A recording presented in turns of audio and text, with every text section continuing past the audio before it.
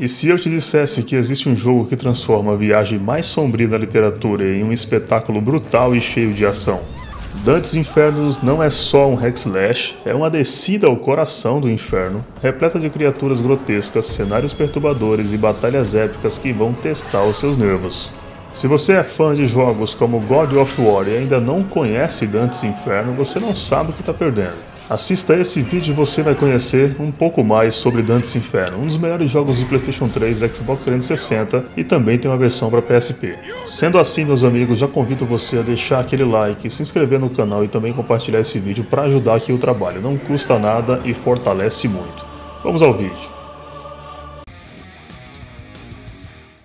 E você vai assistir um vídeo do meu quadro Espaço Retrô, onde eu trago nostalgia à velha geração e conhecimento gamer aos mais novos. E hoje, meus amigos, trago para vocês Dantes Inferno, um hack slash sombrio, brutal e provocativo, que mergulha a fundo nas profundezas do inferno. E para quem não conhece, vai aí uma curiosidade. Dantes Inferno foi inspirado na obra-prima Divina Comédia, escrita por Dante Alighieri, ainda no século XIV, e é um dos pilares da literatura mundial. Dividido em 3 partes, Inferno, Purgatório e Paraíso. A narrativa acompanha a jornada do próprio Dante, guiado primeiro pelo poeta Virgílio e depois por Beatriz, através dos reinos do além. E o texto mistura poesia, filosofia, teologia e política, criando uma visão profunda da moral e da condição humana.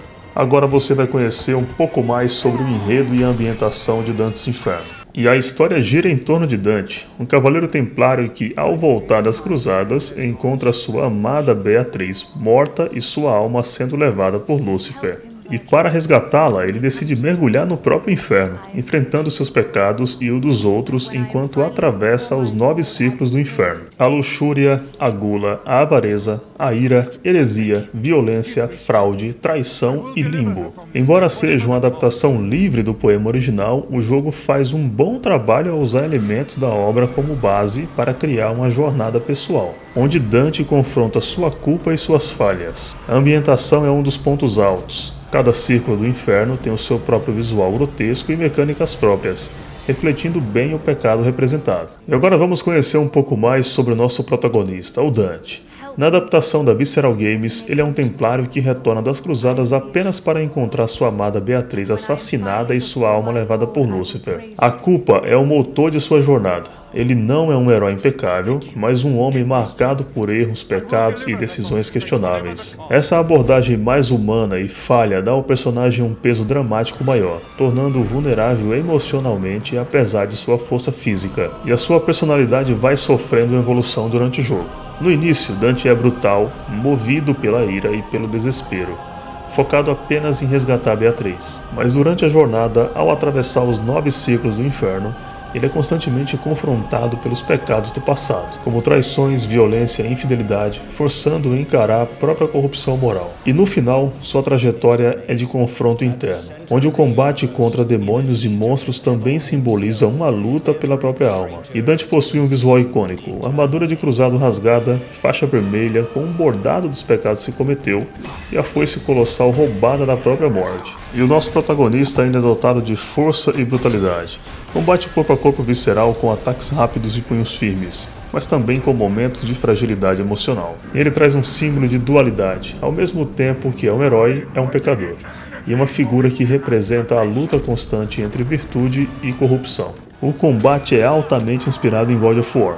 Dante usa 2 armas principais, a Foice da Morte, sua arma de ataque físico brutal, e a Cruz Sagrada de Beatriz, que traz ataques à distância com energia sagrada. A mecânica principal gira em torno da escolha entre absorver ou punir almas, o que afeta a progressão de habilidades em 2 caminhos distintos, sagrado ou profano. O sistema de combate é fluido, com combos, magias desbloqueáveis, execuções brutais e upgrades, mas peca um pouco na variedade dos inimigos e armas. Ainda assim, é satisfatório e responde bem ao controle. E cada círculo do inferno traz inimigos temáticos, ambientação distinta e criativa, plataformas e puzzles simples, mas bem integrados ao ritmo do jogo. Por exemplo, O Círculo da Luxúria apresenta cenários sexuais e distorcidos, enquanto o da violência é sangrento e caótico. Esse cuidado visual e temático ajuda a manter o jogador engajado, mesmo quando a jogabilidade começa a repetir alguns padrões. Apesar de ter envelhecido um pouco graficamente, a direção de arte continua impressionante até hoje,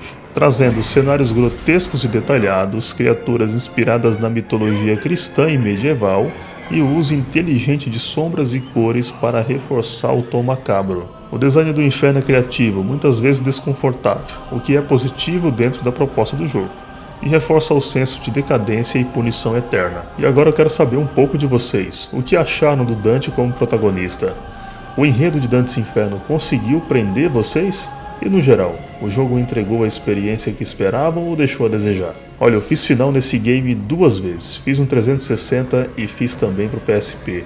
E confesso pra vocês, foi um dos melhores jogos que eu já joguei na minha vida. Então eu altamente recomendo a você começar essa maravilha aí, se você ainda não jogou. E a trilha sonora é sombria, com corais, orquestras pesadas e sons demoníacos que amplificam a tensão. A dublagem é de boa qualidade, com destaque para Dante, Lúcifer e Beatrice. Os gritos, lamentos e sons ambientes criam uma imersão muito pesada, tornando a experiência quase teatral. E o jogo traz muitos pontos positivos, como uma ambientação fiel e criativa dos ciclos do inferno, combate visceral e satisfatório, trilha sonora muito imersiva, narrativa pessoal com boas cutscenes e a escolha moral entre punir e absorver, sem contar um enredo que é inspirado na obra-prima A Divina Comédia.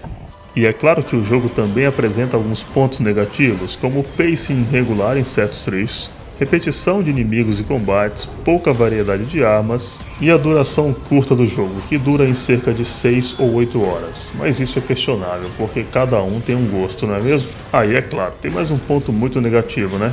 Deveria ter um remake ou uma continuação. Mas será que é possível ter ao menos um remake? Olha, meus amigos, infelizmente o estúdio Visceral Games foi encerrado em 2017. Mais um ponto positivo: a Electronic Arts ainda existe e está bem na ativa. Então quem sabe a Electronic Arts, que publicou esse game lá em 2010, ainda tem planos para ele e arruma um estúdio aí para fazer talvez um remake do mesmo. E se Dante's Inferno voltasse com tudo, vocês acham que seria melhor um remake repaginado, a obra com gráficos e jogabilidades modernos, ou uma continuação expandindo a jornada além do inferno? Qual das duas opções vocês escolheriam e por quê? Comenta aí. Apesar de não ter ganhado sequência, Dante's Inferno se tornou um clássico entre fãs de jogos de ação sombrio.